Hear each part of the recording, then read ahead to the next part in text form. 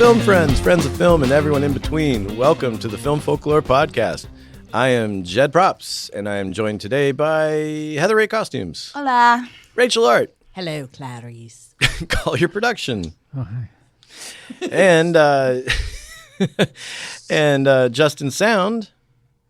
Hello. Oh, I didn't even know if Justin was still with us. Justin's on a 5-second right. delay.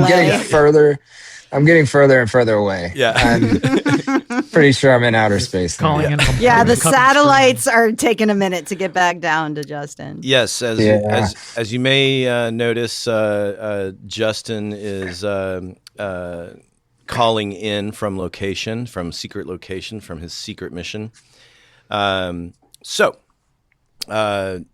Maybe, Justin, you know what we haven't asked you about? What's it like working? Well, I've only been back at it for about a week. Uh-huh. And yeah, it's still scary. Okay. I'll leave it at that. All right. Still scary. Scarier than normal or just as scary? Just as scary. Okay. Yeah. There's still that I'll be honest, there's still that feeling of it could go away at any minute. Yeah. You know? Yeah. And I mean, even this show that I'm on right now, they might be like, oh, we got to pack it up. It's done. Let me ask you. Go back to your regular life. Let me ask you, Justin. Yeah, what's up? Are you, maybe none of my business, but rate-wise, how is it? Yeah, are they lowballing you because they know everybody's desperate? No. No. Fortunately, Okay, that's good. Fortunately, this is a show that I've worked on, and it's technically a second season. Okay. All right. That makes a a show that I've already worked on. Mm-hmm. Yeah. So yeah, it's a mountain of difference from what I was making before. So Okay. obviously it's great. Making before on the previous season, or making before when you weren't? No. doing any film? Like a few months ago. Yeah. When Gotcha. I wasn't doing film work. Yeah. Yep. We can say what it is. I mean, Justin's working on a show called Buskers, and he's currently in Albuquerque because for those who don't know Albuquerque, it's very live with busking. And Sure. especially downtown Albuquerque. Are we doing the April Fool's episode? Oh, I see what you're doing. Yeah. No, but Collier's picking up on what I'm doing. No, I got you. We're leading in. I'm redirecting. It's actually not called Buskers, Jed. It's called Buskin. With an apostrophe. With an apostrophe, yeah. Right. Nice. And since you're on the second season, it's Buskin' 2, Electric Boogaloo, right? Exactly. Yeah. Exactly. Yep. And that's all we can say. And with that, I'm going to say Happy St. Paddy's Day, because I'm not going to segue that at all. And we are back with a holiday-themed legendary lore. It's St. Paddy's, everybody. So one of my favorite holidays, partially because I am Irish, but it's the holiday where we stop picking on the Irish while still unwittingly and somewhat ironically keep picking on the Irish. That's what I kind of enjoy about it. That's what they're there for. We're literally the last group of people who can still take a joke and the ribbing and not get upset about it. Because you're too drunk to care. Yeah. You don't tell me what to do. I say lovingly. Can I ask, are anybody who else at the table is Irish? Me, Rachel. I'm a European mutt, essentially, like every so a little bit. I come from the O'Hanlon clan. The Okay. who's? The O'Hanlon. Oh, okay. Yeah. All right. Yeah. Collier? I'm a lot less Irish than I grew up believing. Okay. I'm more Irish than I grew Thank up you, believing. Ancestry.com. Yeah, I'm more Irish than I grew up believing as Ancestry.com. well. I mean, I knew I was very Irish Catholic. Like, my great uncle's a priest. Like, we were just very Catholic. So I knew that was tied in there, but I didn't realize quite how much. Well, when it was my grandmother on my mother's side, and she came. My whole family came over Ellis Island days, basically turn of last century, and it was not popular to be Irish. then. So still they not. did not claim their heritage, and therefore it was a surprise to family many years later that there was Irish. That is partly how my family and a lot of families stay pure. In the sense of I'm saying Irish Catholics. I'm saying in the sense of like when you're unpopular, your dating pool gets a little more limited. Oh, I thought you meant a different type of white pure. Yeah. Well, I mean, we're the dirtiest pure. We're gonna have to be specific here. We're the dirtiest pure. Nowadays, Black Irish, right? So yeah, exactly.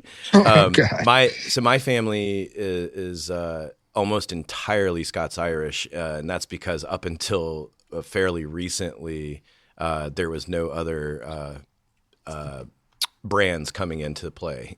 So it's like there was no one else to date except other unpopular Scots and Irish people. So yeah, lots of inbreeding, lots of cousin marrying, and no, I'm kidding. I bet we're related. Yeah. And on St. Patty's Day, the beautiful thing is that we're all a little Irish. Is that why all of you are transparent? Yes. Cool. That's why the sun burns on contact. I'm meant for a cloudy, rainy, muggy. Anyway. And let's also note that none of us are actually Irish citizens. Yeah, I know the Irish are going to be like, none of you are fucking Irish. Irish American, but we can get Paul Construction back here if we want. That's true. Yeah, let's get Paul back. Hey. We love Paul. Hi, Paul. So yeah, as the title will tell you, today we're doing legendary lore, and we're going to be talking about the movie Once, which is going to be there's going to be a very different legendary lore episode, and we'll get into that in a second. But going with some fun, I guess, thematical trivia to get us started, I looked up 3 super cheaply made movies that had success according to recordhead.biz. That website we've all heard of. And here they are. We have Napoleon Dynamite in 2004. It was a $400,000 budget, which in today money is $686,000.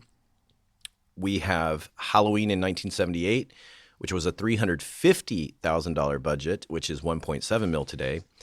And Friday the 13th in 1980, that was a $500,000 budget, which is 1.9 mil in today money. Now let's talk about how much this movie cost. And that's why we're going to segue into it. Before we do that, though, I have a fun side note that I wanted to bring up because I know you, of course, and Justin probably, and maybe you guys as well. I mean, y'all weren't here for the Rocky series, which you should go back and listen to the Rocky series. Well, I wasn't invited. But and shout out to Tony. She was wonderful for that. But Yo, Tony. Yo, Tony.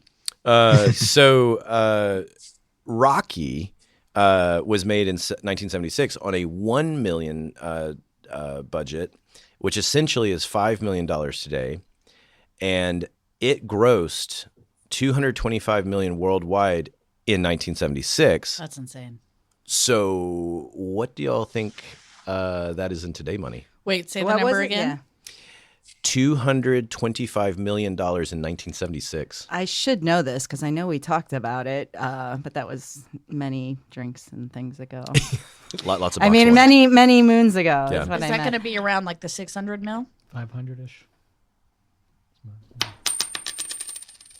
One dime. 621 million. It's over $1 billion in today money. What was the number again? $225 million. Yeah, that makes sense. We have Damn. a cash register sound effect for that. Oh, where Just start pressing buttons. There it you is. boom, Good. first try. Oh my God. We're going to the casino after this. That's it. Justin and I have been mind melded. So yeah, and I'd even put in here, take that, Get Out. Because Get Out was a $4 million movie that made over $200 million worldwide, which is quite a number. And we should also say as crew members, anytime these low-budget movies have raging success, I don't know of any time that there's been any back pay, retro, thank you, hey, we couldn't have done this without you guys. And companies like Blumhouse, who did Get Out, they always want to catch that lightning in a bottle again. So even though they just made $200 million, they're going to do their next movie for $6 million or something like that. It's not always true, but it's more for us. So you get to like it's on your resume. It would be nice to get a little, loving. Yeah. A little back end action. Yeah. I mean, you could take $500,000 and distribute that to every single person who worked on the project, and that would probably be a nice little Christmas bonus. Absolutely. Maybe next round of negotiations. And I'm sorry that would leave you with $195,500,000 to still have profit. So I'm sorry they would be cutting into that. Anywho's, the other thing I want to mention here is the Blair Witch Project, which 1996. Another great movie. It was made on a tiny and not shocking $60,000 budget, which was $50,000 of that went to Kleenex. which was $77,000 in 2006. Why 2006? I was about to say. Oh, what a segue, Jed. And a great question. So, because today we will be discussing the 2006 Irish indie musical, and I believe only the second Oscar-winning movie we've covered once. And there's a reason for that, which we'll learn in a little bit. I'm calling this episode today, No Cillian, No Problem, The Power of Music, and hashtag Justice for Guy and Girl. So. As in Cillian Murphy?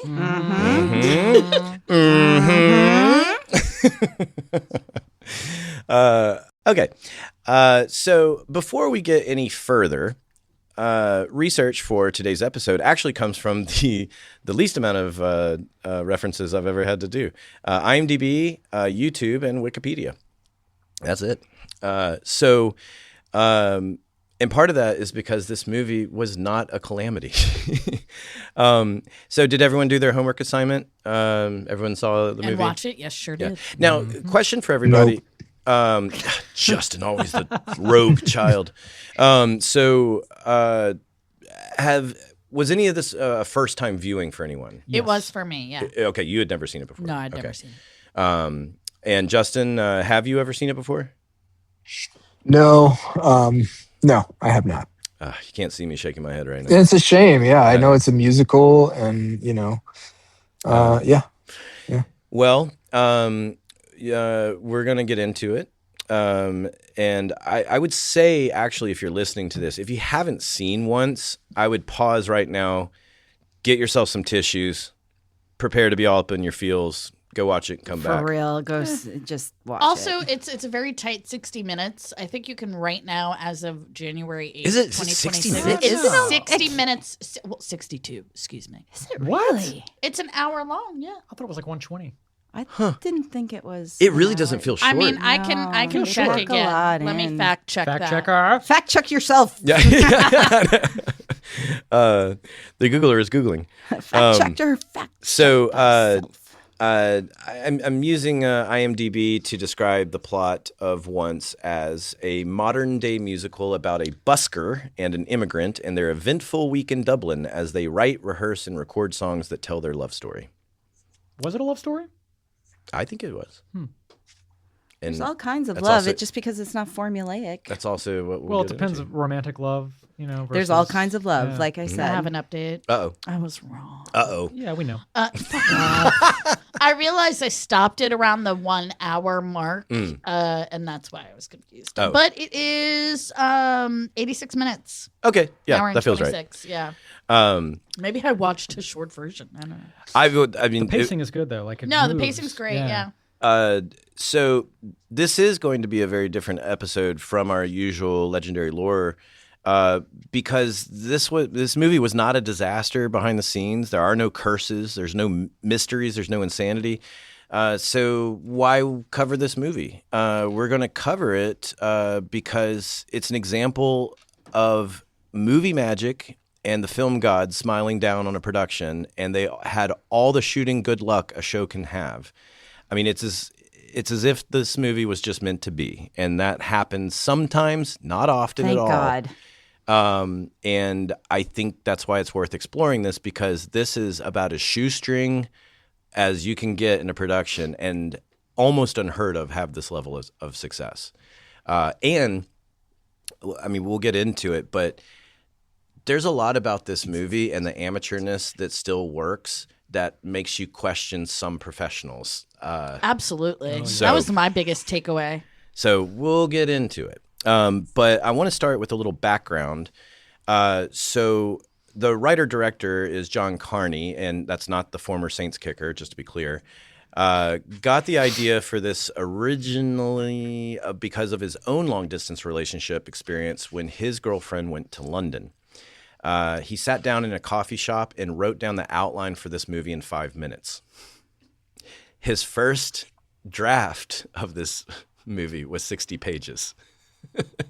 and which is not many pages yeah. for a movie. Collier, what did you say? Average script is what, like one? It's about a page a minute. Like 90. 110, 115? Yeah. Yeah, that sounds right. Pretty much like, the exact timing of the final movie. Yeah. The Yeah. this Page a minute. this when I was reading that the original script was 60 pages, I couldn't find any kind of like details on it other than that information. But in my head, I was just thinking like, well, if I was writing that script, I'd just be going like, and music happens. Well, one of the things Yeah. Oh, great. You wrote some songs? Okay. Yeah. Perfect. What are you saying, Heather? One of the reasons for that, I think, is because a lot of it was not scripted. Like John Carney gave them intentions rather than an actual script. Yes, and for a lot I'm glad of it. you mentioned that, because that's another thing about this movie. This might be the greatest winging it in cinematic history, like from start to finish of this production, because of what you're talking about and just their ability to successfully navigate any issues. It's almost like a problem arose.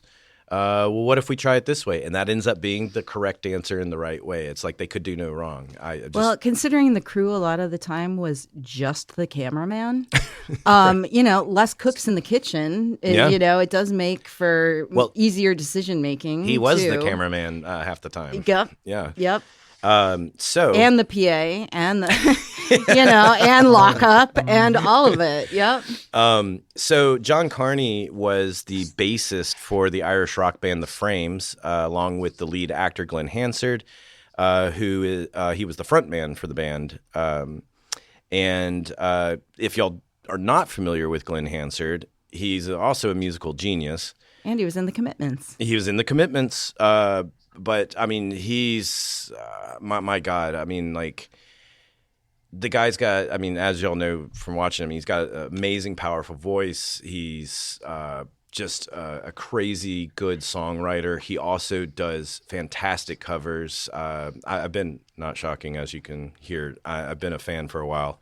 But he also, like, for example, when he does covers, he does like cool covers, like Van Morrison covers. Like, you don't hear a lot of people doing Van Morrison covers, oddly enough, at least not currently. Irish.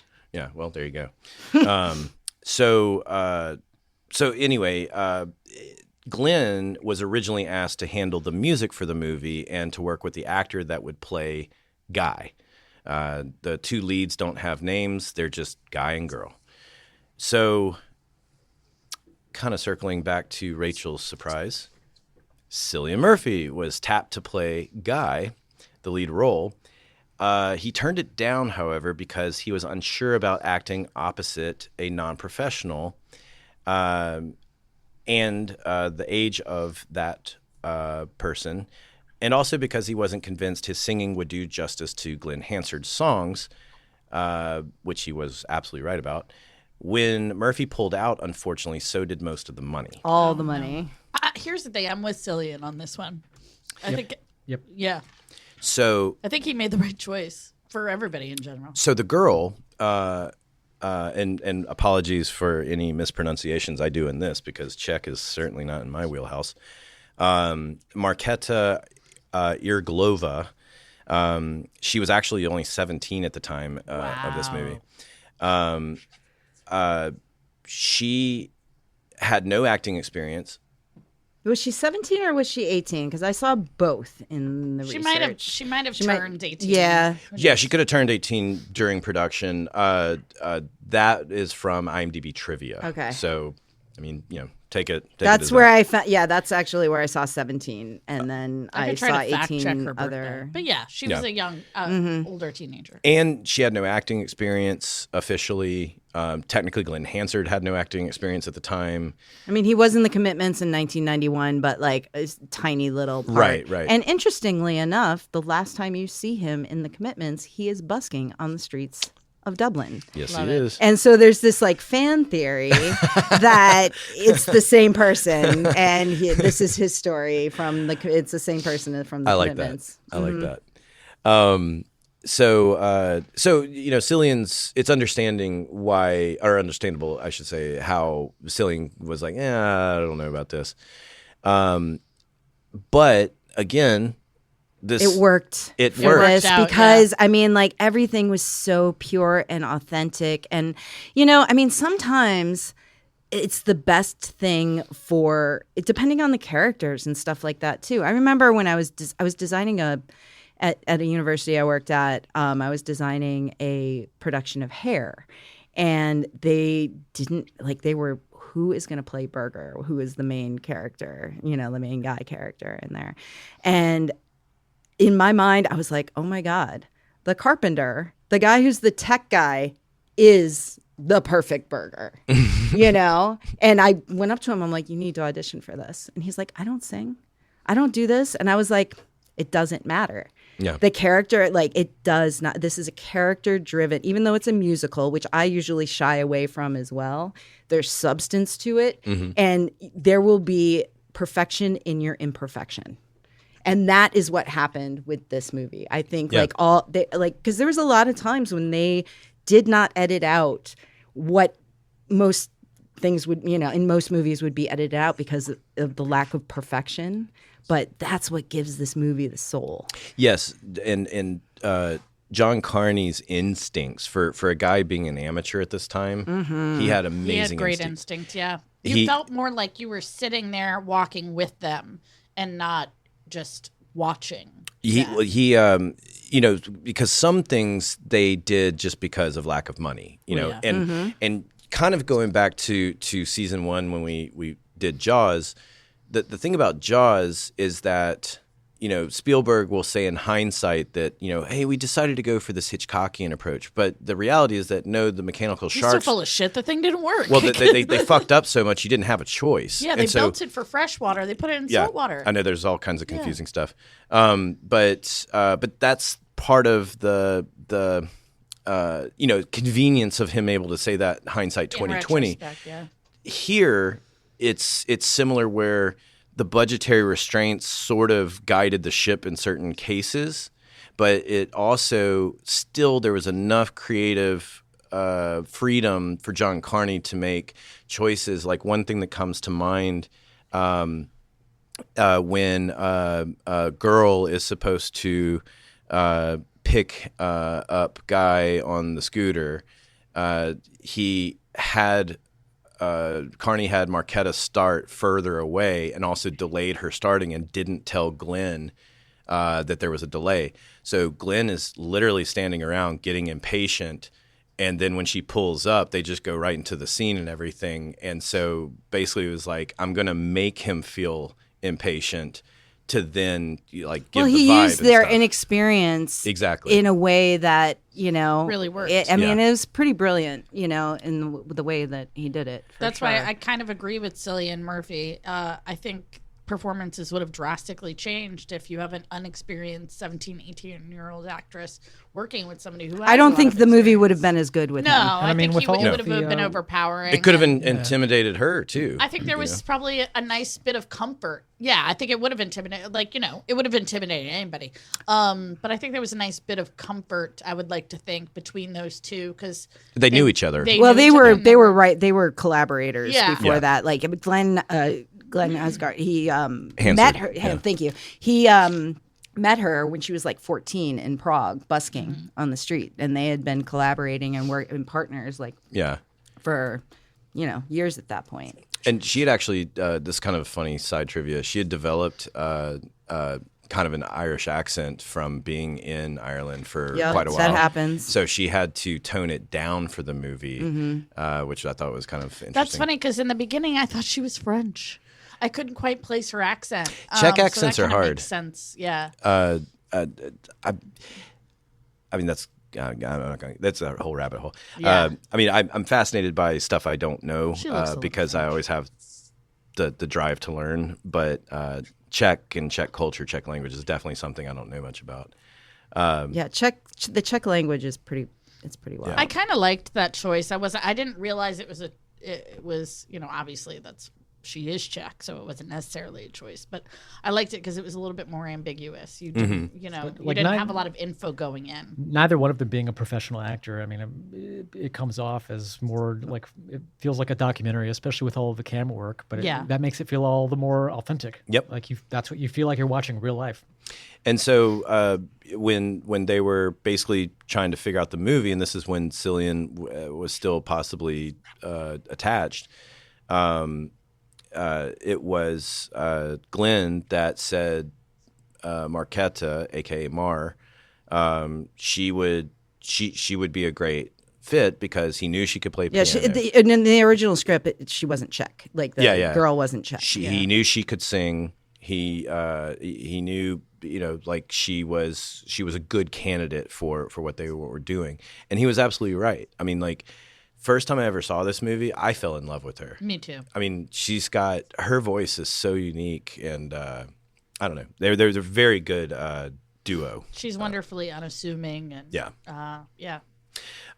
So, how do you move on forward with a film with almost no money, no leads? Did we actually say the number of how much this movie cost? I don't think so. Oh no, I was about to get into it. Oh, sorry.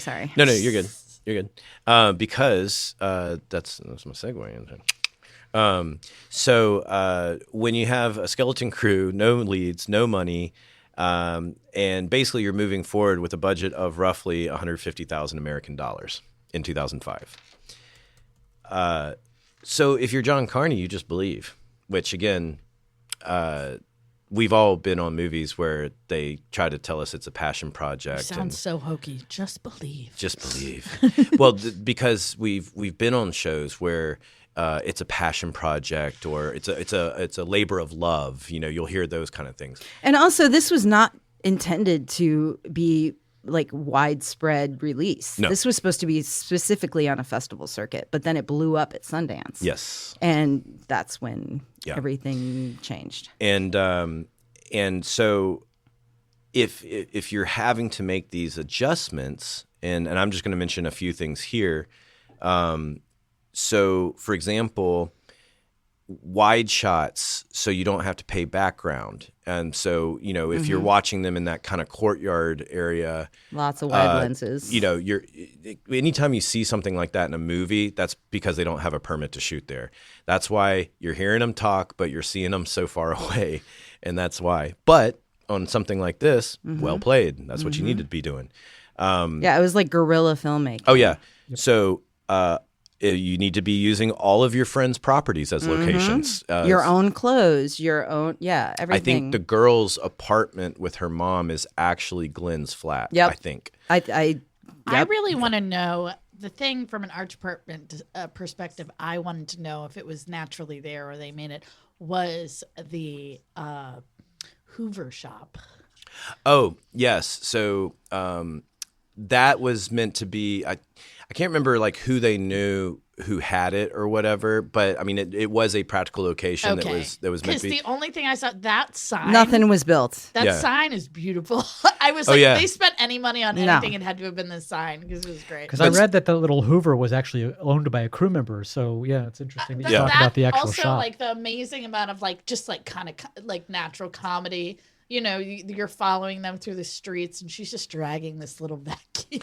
Well, actually, the girl's habit of carrying the vacuum cleaner wasn't just symbolic or like eccentric. It was like when she was a busker on the street, she would use a vacuum to collect tips. So it doubled as a prop. Oh, that's funny. Yeah, yep. I didn't even think about the. Yep. Wait, where's she plugging in? No, in real life. No, I'm saying where is she plugging in real life? I don't have those details. Does Dublin have a lot of outside outlets I'm not aware of? Maybe it was one of those, carpet. Like a dustbuster yeah, like kinda, the restaurant ones where. Yeah, the battery power. Yeah. I'm very curious now. Yeah, and since we're talking about the Hoover vacuum, I think it's a fine thing to pull in the trivia. The song, the broken Hoover fixer-upper guy. Oh yeah, I love that on the made bus. up on the spot. Made up on the spot. Wasn't supposed to be in the movie. Impromptu shooting. That's Glenn Hansard tooling around essentially, and cracked up everybody on that bus. and then they decided to keep it because it was a live bus. It wasn't I know, like and it was great because like he was playing and he's like, "I'm a fucking," and then they cut to this older lady who turns around and he's like, "I'm sorry, I'm a puppet." And he like quiets it down. That was genuinely beautiful, wonderful. I loved watching that. And again, like it feels authentic though. It feels like he came up with that on the why spot. 'Cause he did. It is authentic. Everything in here is so authentic because of just the nature of the whole thing, the inexperience of it, the budgetary constraints, all of it. Like this is where art comes from. And it's funny because people spend millions of dollars trying to make something seem authentic. Well, and then we have this. So again, like I'll move on to the next thing. He only was shooting with natural light. So basically he had no electric department. So without that entire department, he's having to use practical light. And if you pay close attention, there's not really a scene that you're upset with the lighting. There is that one indoor scene. I think it's in Guy's bedroom that's kind of dim, but it's not terribly dim.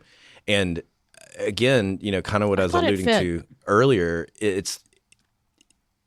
we have to watch so many, and I know I'm on slippery slope with all my camera friends, but I've seen so many DPs that, like for example, when you need stand-ins and the stand-ins all have to have skin color matches and they have to be wearing similar colored clothes to the actual actors for those scenes. I've had DPs ask if we have the exact same costume, like a double costume for stand-ins. Yeah. And then I have also witnessed personally French-Canadian DP who any available crew member could be the stand-in. Didn't give a shit. And he didn't give a shit. And he was just, it was like, Jed, do you mind? Go stand here. Can you squat down a little? Squat down a little more? Perfect. Thanks. All right. I wasn't wearing the same clothes. It wasn't anything like that. And when those people prove that it's possible, and when you see John Carney, who he goes on to have an impressive career and still has an impressive career, but this guy and his instincts are better than some professionals I have. I always know a good DP when they don't give a shit about color cover. Exactly. Period. Or AR coatings on glasses, especially in lower budget movies where you can't afford to AR coat, every single pair you have. And it's that thing of to get rid of glare. Yeah. But a good DP knows how to shoot around it, and so that's the thing. It's like, I'm sorry to be calling out the DPs of the world, but it's like there are some people who you can tell are just naturally better than others because they don't need all this, like, it almost feels like hand holding when it's, and hey, you know what? Write us filmfolklorepodcast@gmail.com. Challenge me. I would love to know the answers. But it's just, that's some of the stuff that makes this so impressive, is that just his handheld camera is smooth most of the time. Yeah. And I mean, he's got no dolly. He's using a car as a dolly, again, saving money. Well, and you talked about the like using natural light and things like that. Like when they were in like I said, guerrilla filmmaking, when they were in his apartment, like they were expecting to get called out at any moment, which meant they were going to have to ditch the whole scene. So, I mean, they worked around that. Then with the natural lighting, they were, they had to get it done. And when I was doing the research, they were like, and that's why all the continuity. And I was like, I did not notice any continuity errors. That was not the focus, which means they did their job, because that's not what you were focusing on. Yeah, the goofs are pretty minor. I mean, to me they're pretty typical for a low budget non-union kind of thing. Like her mother is cooking in the kitchen, but you can tell in one of the shots that there's nothing in the pot and she's stirring air. That's to me that's like these aren't actors. Yeah, these aren't actors. I did not notice that. This is low budget. At all. You didn't pay attention to Hook. I don't think I fully said it. I own this movie. I've seen it a lot. I love this movie. So I've had the opportunity to see these scenes over and over again. So, but did I notice it the first probably 10 times I saw the movie? No. Well, listen, I saw this movie when it came out in 2007, and I remember liking it. But thank you and fuck you for making me watch this movie again, because it wrecked me this time. Yeah. And I think it resonates with people because it lets you do the work. Mm-hmm. It's not underscored with music to tell you how to feel. It like makes the audience do the work. And that's when you end up like, oh, this reminds me of this person, or it reminds me of this moment in time, or it reminds me. And I think also in different stages of life, you're going to see it in different ways. Mm-hmm. They're both at a crossroads, but it's totally up to the viewer how they interpret what is well. going on. And when I saw mind. it 15 years ago, the person that it reminded me of, even though I knew them, the relationship I had with them has evolved in a way that now this movie reminds me of them. So it becomes a very personal thing for each viewer, because it's not telling you, it's not manipulative, it's not formulaic. It doesn't give you that tidy ending. Yeah. And it just it breaks your heart. Oh yeah. And like I like watching movies, I think, because it reassures me that I am not dead inside. Because, and I texted Jed when I was watching it, I was like, thank God we did not do a group showing of this, because I am not comfortable being this vulnerable in front of other people, which is maybe something I should talk to my therapist about. That's a story for another time. Since we're talking about it, we'll jump to part 3, which is the hashtag Justice for Guy and Girl, which essentially I wanted to talk about the story, because that's one of the selling points of the movie is the universal feel of the story, that it's like we've all heard or felt or experienced a story along these lines, of long-term relationships, or maybe you're for whatever reason separated from your current partner, and someone else is coming along that's like unexpected and it's challenging your relationship. All these things that are happening in this story, we all know from some aspect. And so there's something about that universal nature of it that I think is also appealing before you even talk about the music or anything else. And I think that's one of the lovely things about it, because each time I've viewed it, I've always had this kind of like refreshed experience. And because it is sad, because you do want them to be together. I don't. You don't? Nope. Oh, high five, Rachel. High five. I don't care. I don't it's us care. against them on this one. They did not like this movie. I loved this movie. No, I really liked it. No. All right, hold on. Well, Give me I the don't know. floor. It depends. I'm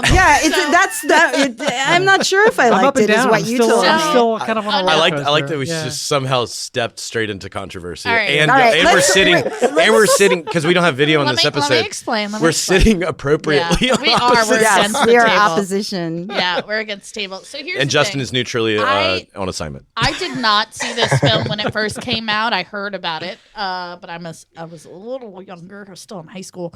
And I remember when this film came out, but I didn't watch it. And so I watched it for the first time last night. And I loved it. I really, really liked it. In juxtaposition, I've been trying to get through the final season of Stranger Things, and I find myself constantly scrolling on my phone. Now, Stranger Things has all kinds of action, tons of intricate storylines. I am bored out of my mind. This film, you would think, is way more boring. Not even a little bit. Didn't pick up my phone once. Loved it. But I think I look at it in a different way. I think I see it from a perspective of some love is perfect the way it is, and it doesn't have to last forever. Well, and that's what we were talking. Like, love comes in different forms. Yeah. Like, and someone once told me, like, people come into your life for a reason, a season, or a lifetime. Oh, and it does not, like, none of them is lesser than the other necessarily.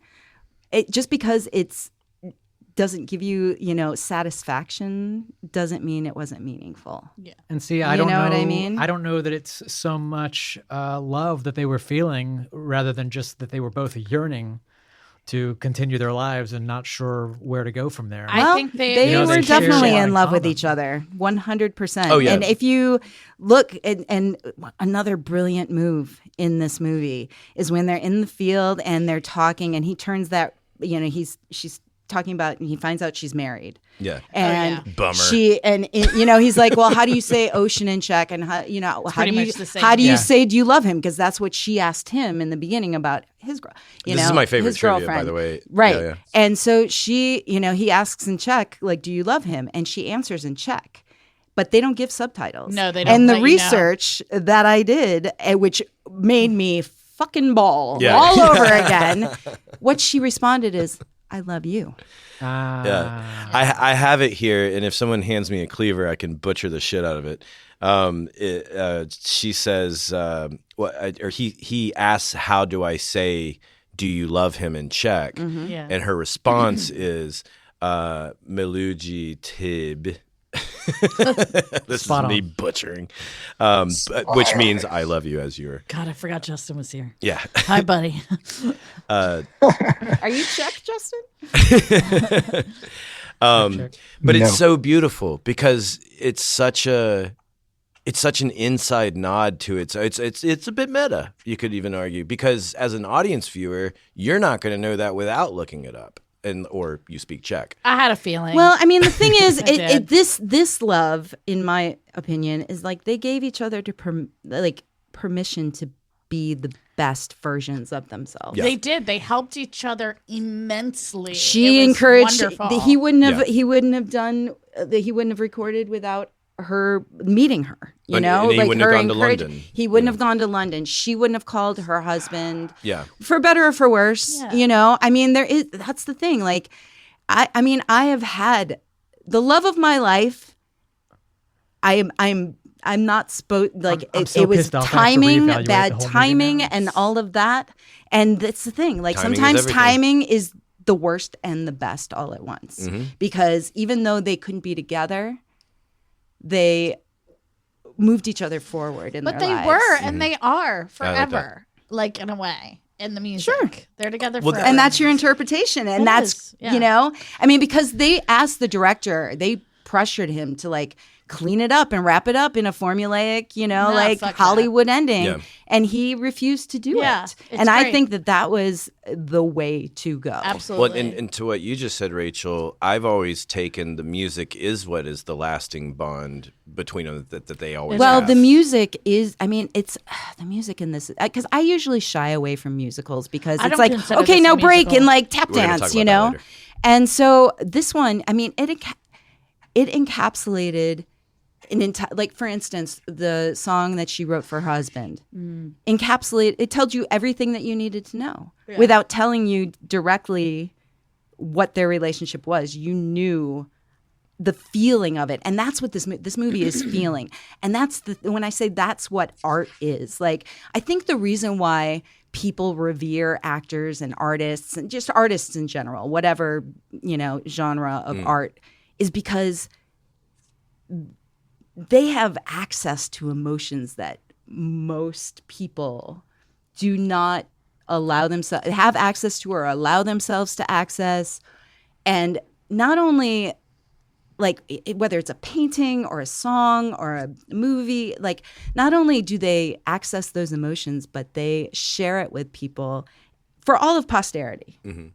You know, and that, I mean, that's, you know, that is what art can do, is give you have your own interpretations of, you know, it gives you feeling. It gives you a peek into emotion that will either remind you, or you will reminisce about, or have some kind of sensitivity to in some kind of way, that we don't get without it. And that's why the humanities are so important, is because it reminds us how to be human. It ties us all together. Yeah. And that's it makes and life I worth really living. feel like this kind of movie making is going to be the only way that movies survive.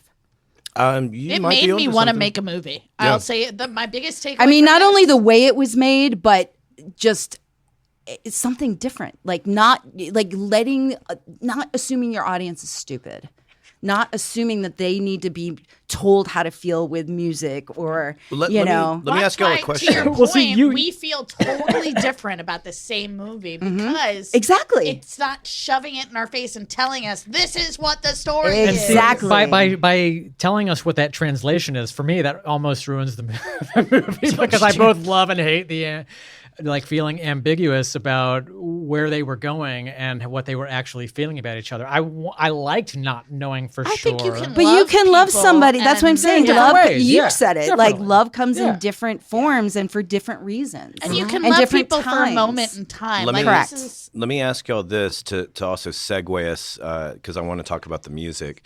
But y'all speak to this question. Their character personalities, the shyness, the awkwardness in their relationship versus what comes out in the performances of the music. She's coming out of her shell, for example, and he has this powerful voice where his confidence is in his music, but not in his personal life. Like, my question for y'all is did that bond between the music and the characters work for y'all I as a feel tandem? like the music. 1,000%. I feel like the music was just the conversations they weren't able to have. Yes. Like that is. It was That's- them being able to speak in their Exactly, own and that's what I'm language to each saying. Like other. it's all encapsulated in that music, Yeah. and it's good music. Like I was listening to the soundtrack on So the way I here. was singing So along. good. I don't it listen after to a while, musical yeah. soundtracks, no matter how like no. 'Cause When- it's just ambiguous enough a style and genre of music for kind of and it is just beautiful. You don't even have to love it. It's also just very befitting of the film and of itself. And it's just there. It's always such a gamble when I can think of other times like it when the Johnny Cash movie musical where Walk Hard. Walk Hard. Thank Walk Hard. you. Wait, no, not Walk Hard. Wait, no. Walk Yeah, the but line. that Walk was the line. about a Thank you. musician using his music, which is The Dewey, not whatever, different. yeah. I was going to speak about a very specific scene. It's about the payoff, being like, okay, you're building up to this music, and all of a sudden, moment, and it's all of a sudden everybody has to be kind of like, does it pay off? Doesn't it? It kind of pays off in that movie, but it really pays off in this one. Just how It moves the story forward. Mm-hmm. I mean, they're necessary, and that's I think why I don't necessarily like musical. Well, one of the reasons why I don't necessarily like musicals all the time, because it's kind of like, okay, let's break and just reiterate whatever I was just saying, but in musical and tap dance form. This one, like I said, there are the conversations that they weren't able to have just verbally speaking. Let me ask y'all this, because when Rachel had said it earlier, that it's a question I did want to ask. I didn't used to consider this a musical, just because in my head, I didn't either, and then I saw right. it stated as a Street. musical. I was like, oh yeah, I guess Sing it is. Street's a musical. that is a musical, which is Yeah. also John Carney. is not a and of course, in the traditional first 5 musical minutes for of me at this, all. I was like, I think I'm gonna say at the end of this, I like to Sing Street more, and then I was like, oh, it's the same director. I didn't know when I started this one. So. This is a movie I don't know with that movie. music, and it's the main driving force. I consider this a musical, like I would consider maybe a movie like Almost Famous a musical. It's not technically a musical, Right, but so it's, I guess you gotta the way fit it into a genre. I think sure. if they're using the lyrics and the songs to communicate to each other, then That's- it definitely so, does yes. Well, even make in it more Almost of a Famous, musical. though, I mean, they were using Collier's songs getting to my point. that were already used or were supposed to And be and it then wasn't one more- forwarding the, One more it question was for y'all. underscored, but not forwarding, When she is singing her song and breaks out in tears, is that song about her husband, Yep. or is that Yes. song Yeah. about Yeah. him? He asks, "Is that song? Did you write that for your husband?" And she I'll said, go "She rewatch. says," I'll go. and then she says, "Yes," and he hated it. Oh, he's an idiot. Yeah, he's an That's idiot. right. That's right. Okay, I remember now. It was weird because in that And it's scene like she he's not- said, he just didn't "Yes, speak that Collier, it's language." about my husband." Yeah. And I thought I was like, "Who? Well, because why, some of those why is lyrics- Collier in this movie?" Well, because some God of the damn it, lyrics Collier, have- listen. Wait, huh? It's because in my head I had always considered a musical kind of like what we were just talking about, but like Chicago or something like that, where Those are typical, Right. atypical musicals. Yeah. but with what Collier said is kind of how I wrapped my head around and justified this as a musical is like, is it driving the narrative? I'll is the buy music it, driving yeah. the narrative? And it's like, yeah, I in that sense I buy it. But I had just never considered it, even though I've owned it for all these years. But then, like you were just saying, Heather Ray, with the research, it's like musical. this and I'm is, like, I guess guess, it is. Yeah, exactly. I was like, oh yeah, I guess a so. better comparison, I would think maybe is like A Star Is Born. This is a musical like. That's what I was gonna ask. Yeah. If it's like A Is- Star Is Born. Yeah, Yeah. yeah. Is that's a good. That's a good Fantasia one. a musical? That's a cartoon. I know, but does the music push? Okay, we are not going down a is this a Stop. musical? Nope. Anyway, Pull it back. Shrek's a musical. All right, Back for the on next track. 10 minutes, just say random titles and we'll just say yes or no. Is it no, a but musical? the music was very integral because the payoff really did work. Just like when we did the Fall Guy, like it's a movie about stunts. The stunts have to be good. The payoff there worked. Yeah. The payoff here definitely works. The music is And wonderful. the Frames is a solid band even before Glenn went solo because he's been solo now for I don't know, like 15 years. I mean, he does duets with he's good friends with Eddie Vedder. I mean, just go look him up, everybody. He's incredible. I did, yeah. While I was watching, And his voice, and I'll get chill bumps if I talk about it too much. That opening song when he's busking, and then his voice just goes to that It's next like notch. guttural, It really almost is like shouting, the 11th but- notch. Because this is what you've waited for. Yeah. Your chance to even up the score. Like that. It's not only beautiful lyrically, but it's in the power of the voice. And my guilty pleasure of singers, I love singers that can really execute frustration well. Yeah. Because it's accessing the emotions. Exactly. That's exactly right. Yeah, Jeff that's why you Tweedy, get goose Wilco, flesh. yeah. You know? And then Ben when- Harper in his heyday is another example. Mm-hmm. And then when he gets that change still, and it's so disarming. But Yes. yeah. God, that shit was funny. The funniest. Now, good. I don't know if y'all saw this. Good comedic timing in this film. The funniest thing I learned that I did not know, but until I was Please tell me researching. he wasn't an actor. No, it's not that. It's that because they didn't have a lockdown and they didn't have background or anything, some good Samaritan need that guy's Yes, nuts. that's right. Yep. Man, that's good. That poor That's guy. amazing. That I poor remember guy thinking, to take one to the crowd. because there's a point where Glenn hands his guitar to like a passerby, being like, "Can you hold this for me? Thanks," and then like Yeah. takes off after him. And I was like, And this is all so that's good. the improving too. Like when he's picking up the change with the guy and he starts saying, We're talking about their moms. well, then he's going like, are you hungry or like, do you need money? Next You know, time, like- just ask Yeah, me. just ask me. Yeah. You know, none of that was planned. Like that was all kind of like a last I second. feel like ad-lib. that was a nice little peek into how like people in Ireland are with the other people and their community. I felt Well, like and we it gotta- also tells you who he is as a Yes, person as well. It sets it up. It speaks beautifully. to his character. Yeah. correct. yeah. So the last thing I wanted to ask y'all in terms of the music, did y'all what was your favorite music moment of the movie? Like I know it was. Well, actually I mean, opener, like I just said. everybody's favorite. I feel like, well, maybe not everybody, but by and large, is the music shop scene. Yeah, Falling Slowly. and because that was and they filmed that like that was not pre-recorded. That it was live, super risky. I think they did it in one take.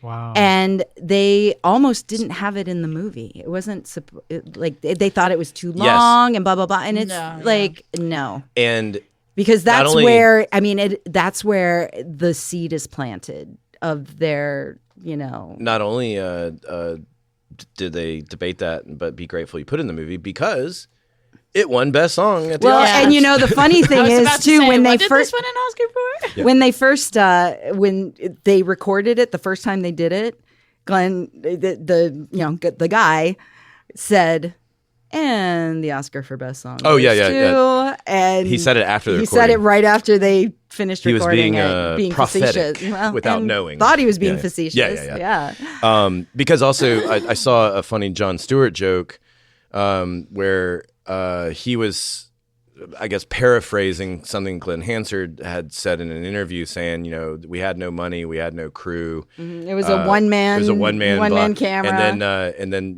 we won best song, and then Jon Stewart was like, the arrogance of this guy. Yeah. But it's just so much of the soundtrack is so good. I mean, like, even like whether you're talking about his on the spot improv. Or you're talking about, because some of these songs were frame songs. And one of my favorite songs is the one that neither of them sing, and it's in the pub. Mm-hmm. That song just I don't know what it is about that song. The one where they're in a big group. Well, they have that whole, if you're not going to sing, you can't stay kind of thing. Yeah. Was that a pub or somebody's house? I think it was a house. It was a house. Yeah. Sorry. In Ireland, I can't tell the difference. I know. There is no difference, right? Well, the thing is, I've been in situations like that, and that's one thing that was really like poignant to me, being from New Orleans. I've been at somebody's house, and like half the people have instruments, and people will just start like playing. They're called Well, all musicians play with each other. Everybody sits in. We're very you want them to play with each other. spoiled. You don't want them to play with themselves. Yeah. Anyway, I had to. Wah, wah, wah, wah. I know, terrible joke. Wanting to kind of wind us down here. I have so much more to say about this movie. Well, this is going to be your window to say it.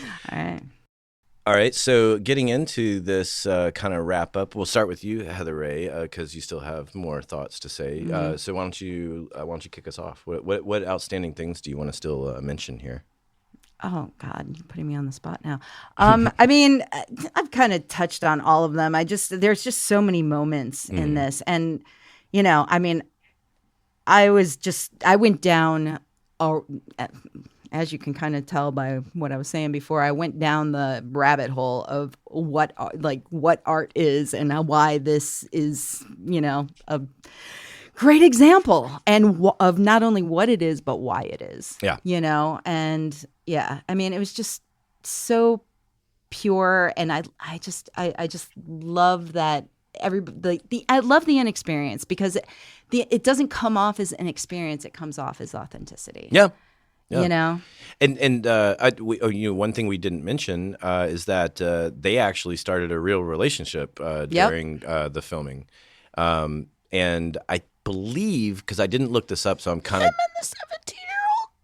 Maybe she was 18 by then. Also, it's Ireland. I think 17 is an age of consent. I believe, because a lot of other countries, 17 is an adult. I mean, it is in Louisiana. So.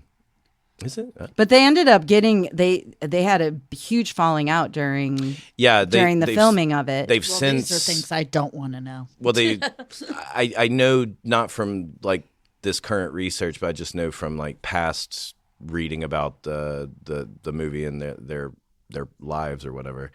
I know that all got mended. Oh, totally. And they collaborate. They're back. They might have even together. dated a second time, possibly. But I mean, anyway, they're close. I mean, honestly, close, I often wonder, like, how when you're so intimate with somebody and you're like, playing a part and doing all, like how you don't fall in love. Taylor's all this time. Well, yeah. I'll say it this way. If I could sing even half as well as Glenn Hansard could, and I can somehow harmonize in sync with a girl with a good voice, I'm in. I mean, I know musicians who are like, singing with this person is better than sex.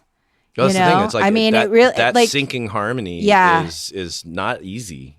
So the fact that it's also this close bond and relationship and everything is part of the beauty of their getting closer as the story is going.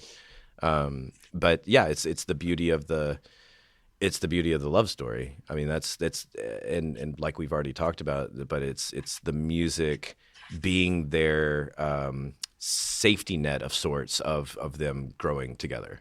Because that's where their confidence is. Yeah, it is. That's what makes it safe. Yeah. Exactly. Because it's almost like it's like, I really want to tell you how I feel, but I'm not really good at it. Hold on, let me get this guitar. I'll sing it to you, and then somehow I'm able to convey it better.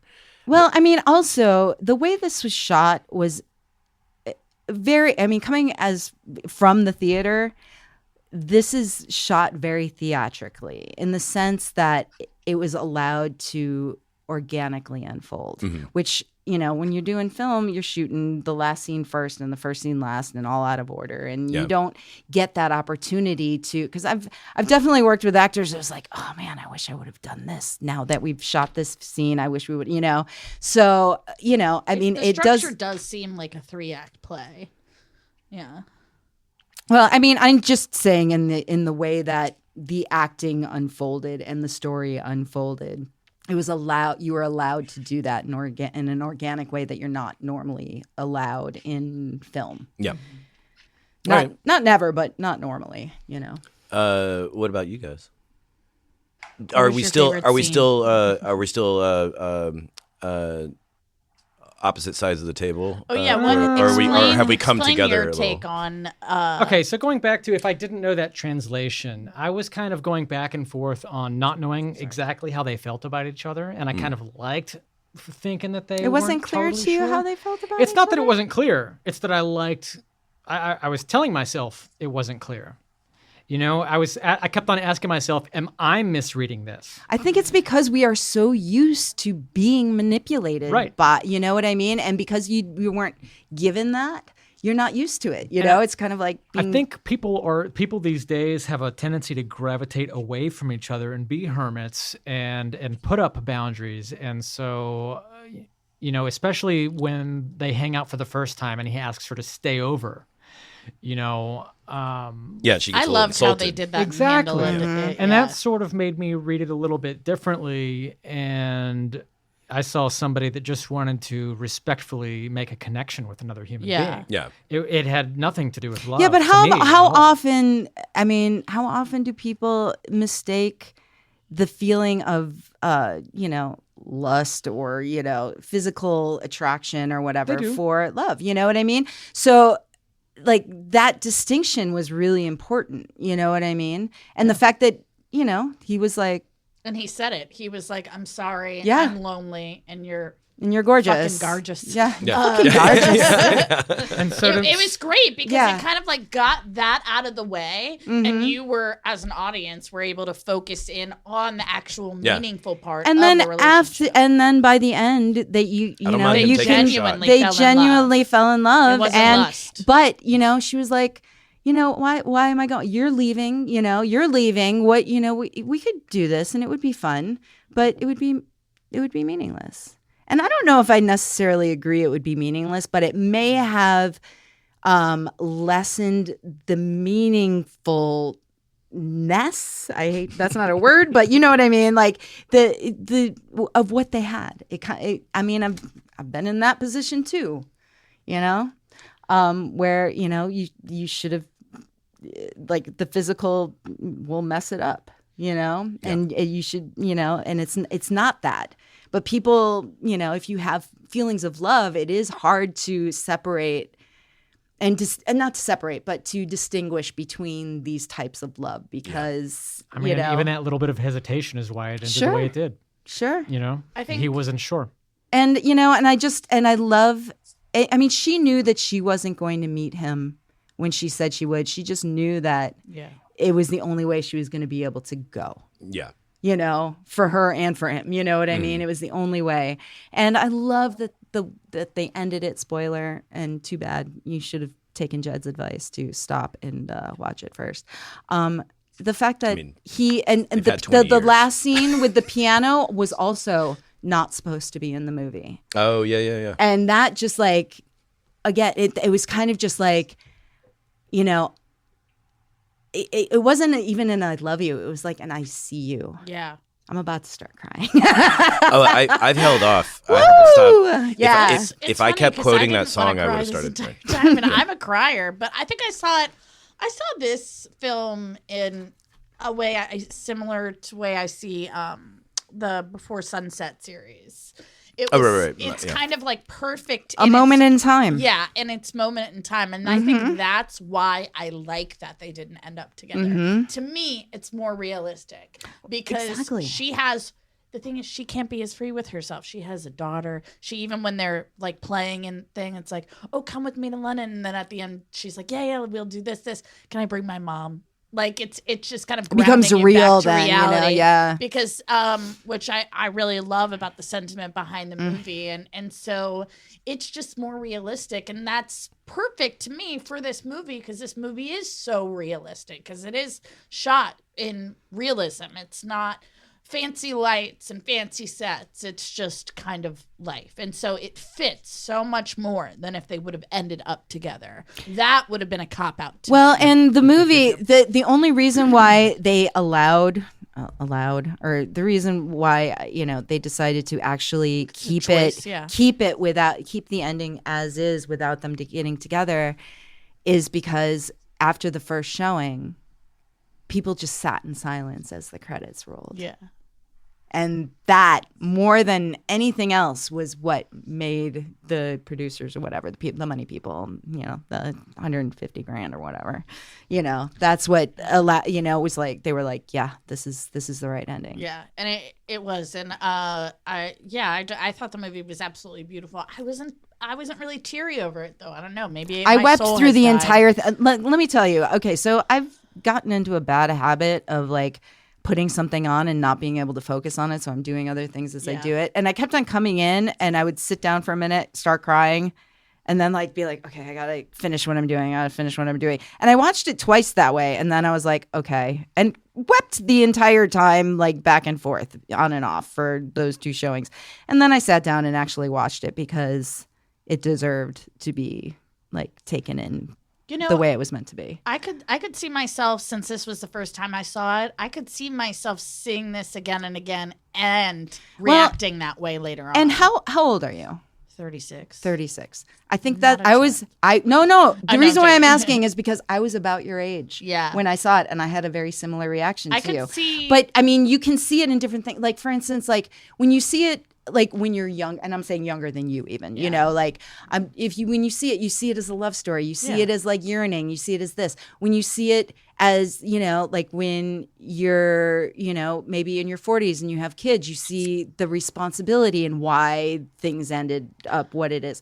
And when you see it, like perhaps like my age, like the nostalgia of my own experience that reflected it was what got me. You know what I mean? Yeah. So I think that's what I was kind of trying to say. Like, I think it depends what stage, because sometimes a movie hits and sometimes it doesn't. Yeah. You know what I mean? Like, I've I've definitely it hit successfully both ways for other people though. Yep. Yeah, and that's I mean, kind of going back to and you what see it the way you we want. led this off with. I mean, that this movie just everything went right for it, and that's it's just.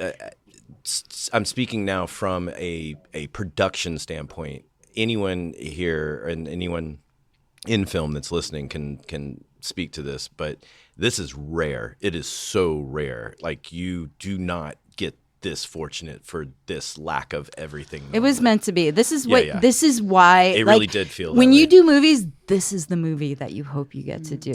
And I want to, this is the dragon. I want to say a couple of random things that we didn't get to. So I forgot to mention that the movie made $23 million. So this is a $150,000 movie that made $23 million. Also, when we were talking about Oscar for Best Song, I forgot to mention that it's the cheapest movie to ever win an Oscar, which is kind of funny. Wow. And I also wanted to give a shout out to, I have to pull it back up here. On YouTube, you can go to, there is a 30, it's roughly 30 minutes, but there's a little kind of behind the scenes documentary on Once that you can watch. And then separately, there's a Glenn Hansard interview that's like 5 minutes long that he talks about what it's like working on it. And that interview is many years later. But if you like the movie and everything, I highly recommend going to YouTube and seeing those. I would like to just give go a ahead. shout out in the sense that how far reaching this was, and Thank like you, Cillian Murphy, for not doing it. Yeah, thank you, Cillian Murphy, for not doing it. But Amazing Bob actor. Dylan was such a big fan. Oh yeah. That he had the two he had Glenn and Marquetta Open open for for him, him on his world tour, Oh, wow. and he had him sing "You Ain't Going Nowhere," his song for his film "I'm Not There." Yeah. And also, Steven Spielberg was a fan, and he said, a little movie called Once gave me enough inspiration to last the rest of the year. And So, I thank mean, you for saying that because I wanted Justin to hear that. Hey, Justin. In fact, we should have had Justin read it. We still can. Oh, and because we were talking about this I'm gonna before we watch it. started filming, the most expensive part of the entire shoot thank you. It's the last was shot. hiring the crane Yep. for the final sweeping shot, which cost $2,500. That was the only time I really kind of stepped out of it from a filmmaker's perspective, because most of the time I was just lost in the story. But I did kind of like when they were on the bus, I was like, good choice there. Like, I was like, I see what you did here, from like working on smaller films. And then when I saw that, I was like, oh, somebody spent some money on this last one. Yeah. No, great shot. So well And deserved. I want a final Well thing. earned. I want us to end with Justin. Since you haven't seen it, Justin, and you've now heard all of this, what are your thoughts? Are you going to go watch it? Absolutely. Yeah. From a I sound don't. point of view, I mean, yeah. Oh, you have God, to. yeah. Justin. Yeah, I love musicals. I love watching most musicals. I could watch Disney musicals. Dancer in the Dark. Yeah, I enjoy it. I get kind of hyped when there's a bunch of people up there just singing, and I know that's not what this is, but yeah, I'm definitely gonna check it out. Awesome. I want to leave with one little thought Sure. as well. So the title of Once, I always thought yeah. it was like, oh, Once Upon a Time. This is like a modern day fairy tale. However, no, I think that was my interpretation. I was like, okay, I can get with that. The title refers to the many very talented artists that John Carney knew, who put off their careers by saying once they get this and once they get that sorted out, but never succeed because they've put it off too long. Oh my God. And that's where the guy is when he starts this movie until he meets the girl. Jesus, I just got goosebumps. Right? I got goosebumps all over again, Shit. even saying it. Yeah. Damn. Yeah. Take that and put that in your pipe and smoke it. that Everyone, including myself. Yeah, Thank you that very kind of much. leads me to my final my final thought for this is this movie, the romance, the music, all of it. It made me be like, you can fucking go out and make a movie right now. Like, you don't need because this obviously they had some good luck, but this has what you need to make a good movie, and it's a good story. Do it. Go that's save it. film, You because don't- I really you think this don't is the need only way. Millions of dollars. You don't need fancy actors. Nope. You don't need a ton of fancy equipment. You need the gumption, and you need a good story, because that, I think, is also what's getting lost lately, because we have such little new content. Everything's a remake. Yep. The story is what matters. If you have a good story, And you can make human a good touch. movie. Yeah. Yeah, Humanity. Humanity, Thank you. people. I'll wrap this up and to what Rachel just said. We're gonna make a sequel. It's gonna be called believe Twice. Danny DeVito, as he voiced Herb, Homer's lost half brother on The Simpsons, he said, We can't have one without The Simpsons. All a man needs is an idea.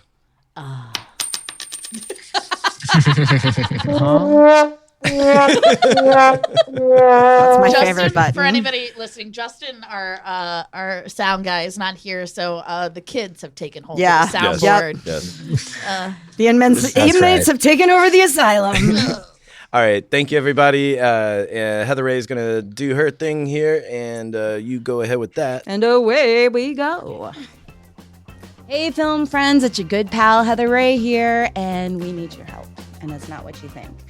We want your stories, we want your questions, your problems, all the good, the bad, and the ugly. And yes, correct us when we need corrections, which we will need corrections. You can reach us by email at filmfolklorepodcast@gmail.com. You can follow us on Instagram, also at Film Folklore Podcast, on Twitter and X and TikTok at The Film Folk. And if you're only listening to us, you can now see us on YouTube. Look us up at Film Folklore Podcast, and that's all separate words. Film Folklore Podcast. If you are feeling generous and you want to part with even $1 or $2 to help us keep going, you can donate to our PayPal via our website, filmfolklorepodcast.com, and follow the PayPal link there. Thanks, friends. You're helping us grow. We really appreciate you. All right. Thanks, everybody.